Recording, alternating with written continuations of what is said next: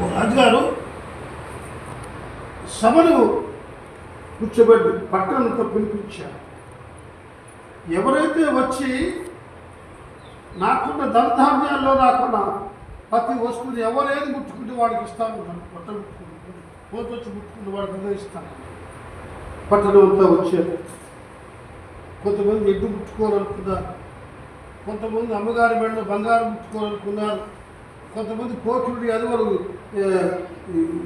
యువకులు రాజుగారి కూతురుని ముట్టుకోవాలనుకున్నారు, రకరకాలుగా అనుకున్నారు.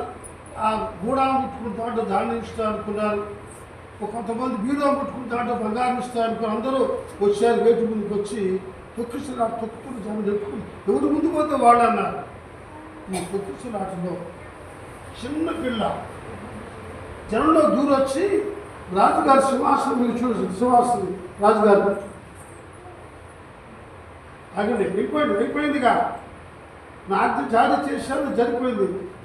చూశారు ఏంటన్నా ఈ పిల్ల వచ్చుకొని ముచ్చుకొని నా కాళ్ళ చూసుకుంది.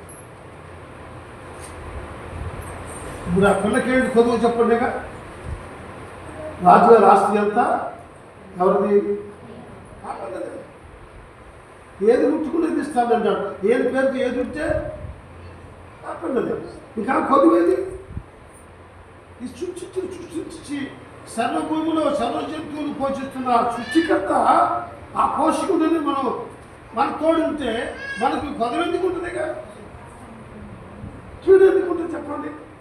ఆయన మన తోడు లేక, ఆయనకి విశ్వాసం లేక, మారు మనసు లేక, నిజమైన పాప క్షమాపణ లేక, బతుకు మార్చుకోక పాప బతుకులో జీవించి వేదనలో కష్టాలు, తోడు ఇబ్బందులు, ఇబ్బందులు అన్ని కష్టాలు, వేదనలు, చింతలు, విచారాలు.